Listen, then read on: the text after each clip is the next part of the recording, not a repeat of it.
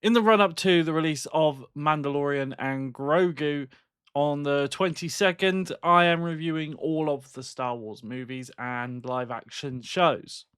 Attack of the Clones, let's go!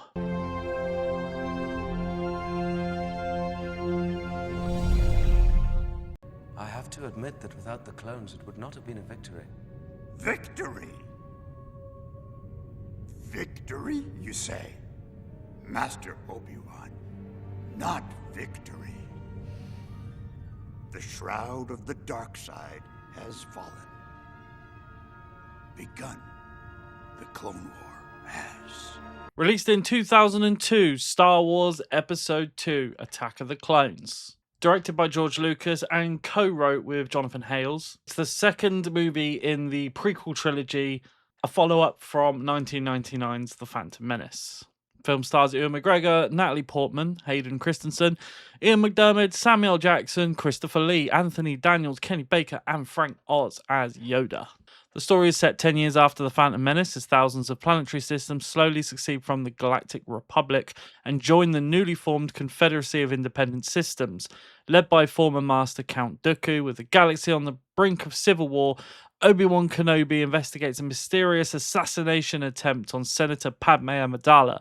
Leads him to uncover a clone army in the service of the Republic and the truth behind the separatist movement. Meanwhile, his apprentice Anakin Skywalker is assigned to protect Amidala and develops a secret romance with her. Soon, the trio witness the onset of a new threat to the galaxy, the Clone Wars. Now, disclaimer, this is the worst Star Wars movie to date. I actually prefer the sequels to this movie. What? There's a few reasons why, we'll get into that, but me saying it's the worst Star Wars movie, it's not necessarily a bad movie. There are some good things in this, mainly the core plot, the build up to the Clone Wars, and the fact that it is essentially a live action Clone Wars movie. As we know, the Clone Wars animated TV show is using this movie as the backbone. And I am harsh on this movie, mainly because these movies are so great to me and so important to me that when you have the worst one, I kind of want to rip it to shreds. But like I said, there are some good things here. The core plot. Ewan McGregor as Obi-Wan Kenobi, while his dialogue isn't great, that's really down to the script, but his performance is good. Christopher Lee is great here as well. Having Christopher Lee on board in this trilogy gave a lot to the sword fighting stuff. He was actually known to help the cast and help George with making a more realistic sword fighting experience with the lightsabers. And it shows. The final battle between Anakin and Count Dooku in this movie, it just shows there is some more thought to the sword fighting rather than just having like a almost choreographed dance like we've seen in the other fights in this prequel trilogy. Now, my first problem with the movie is the assassination attempt on Padmé's life. We have Jango Fett, the father of Boba Fett in the original trilogy. Jango Fett hires another bounty hunter that uses worms to try and kill her. Jango Fett is a more than capable bounty hunter, more so than the bounty hunter he hires to kill her. And it's very strange why they did that. I understand they have to build towards this cat and mouse game chase between Obi-Wan and Jango that ultimately leads him to finding out about the clones, but it could have been written a bit better. It's like having Din, who, as we know, is Mando in The Mandalorian and the upcoming movie. It's like him hiring another bounty hunter. It just doesn't happen because he's capable of doing the job. We also need to talk about the terrible title, Attack of the Clones. While it does sound, again, like it's a live-action movie, it's a very cheesy, cartoony title like the series itself. It's the weakest title of the entire franchise. This movie also has some of the worst dialogue. We obviously have the famous sand monologue. I don't like sand. It's coarse and rough and irritating, and it gets everywhere. Not like here. Here everything is soft and smooth. But also the romance between Anakin and Padmé feels very forced. I don't buy it all the time. It definitely gets better. And actually, I think in Revenge of the Sith, that, while it's strained, actually works better.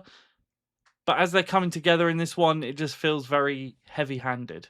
And we know Star Wars can do romance. Leia and Han is the perfect example of this. And the pacing is put off by this romance stuff. We keep cutting away to them like having a chat in a field and rolling around and giggling and kissing and then moaning that they can't be together, and it's slowed down constantly. It's almost just like the wheels keep falling off. Anakin comes off as this really creepy guy that's obsessed with Padme. And that doesn't help the romance. It just feels creepy. It's things like, oh, she covered up the cameras. She doesn't want me to be looking at her. Of course, like, you're watching her while she sleeps. It's creepy, man. I'd rather dream about Padme. Like, that's how the dialogue is delivered. It's not great. Why do I get a feeling you're going to be the death of me? Lines like that. It works in the Clone Wars. It doesn't work in a film.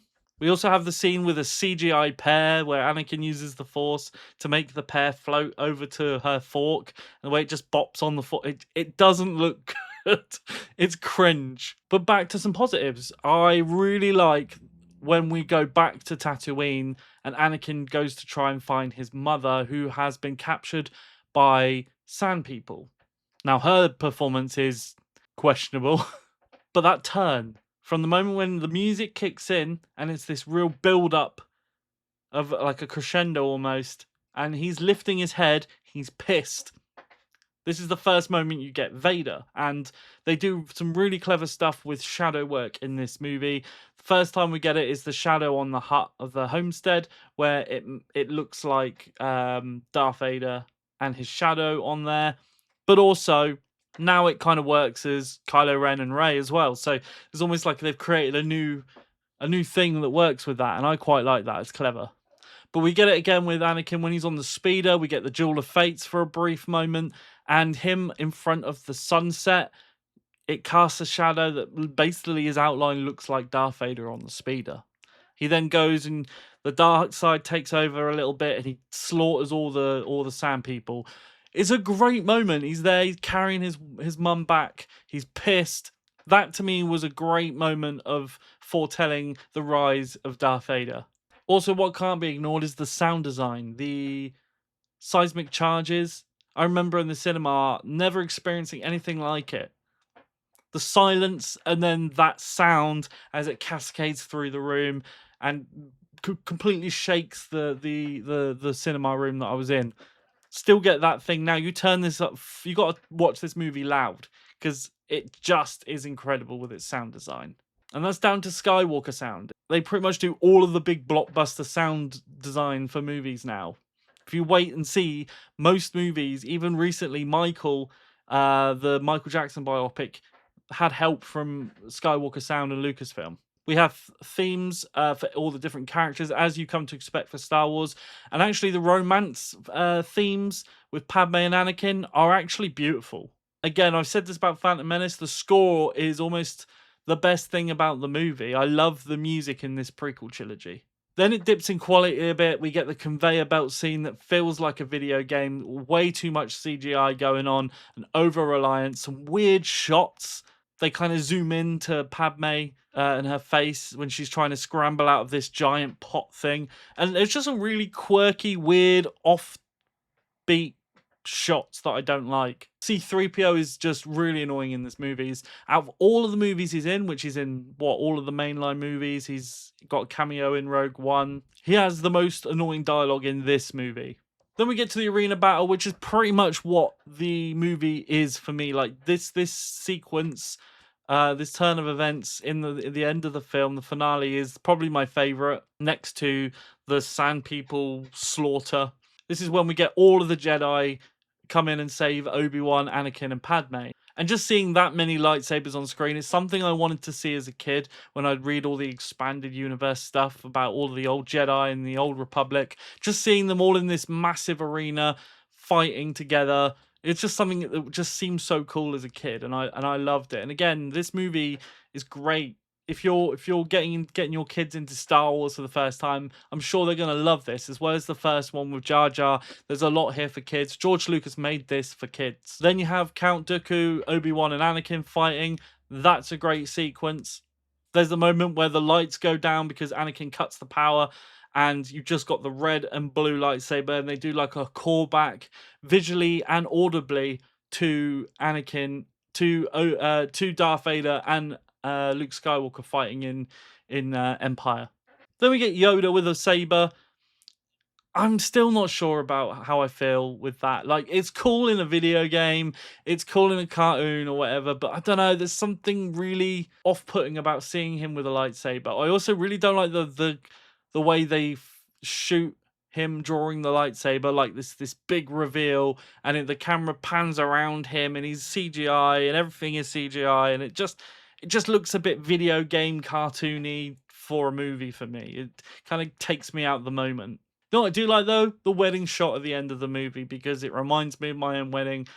We didn't even plan it to be that way because my wife doesn't really like Star Wars. She puts up with Star Wars. But the setting, I don't know, it just brings me back to, like, my wedding, a small setting. It's quite an important part for me. It's just a nice moment. And the music's amazing. Now, rating this movie is very difficult for me because it's the worst Star Wars movie, but I don't hate it, and it is cinema worthy, which is the second highest on my rating system. If I was reviewing this movie as a separate entity, it would be much, much lower, but at the same time, it deserves to be included with the other movies. It's a continuation of a story and a vital part of the story. You know, the Clone Wars gets mentioned in the original Star Wars movie. It has a lot of weight for the rest of the movies, unfortunately, and in some ways it's annoying because this movie could have been better, but I still watch it every single time I go through all of the movies. It's just too vital to leave out. And there are some real enjoyable moments in the film, regardless of all the downfall. But what did you guys think? Did you like it? Did you not like it? Do you not watch this movie? Is there anything I missed out? Let me know in the comment section below, and I'd love to know your thoughts. But with that being said, I will see you with the next one. Take care of yourselves.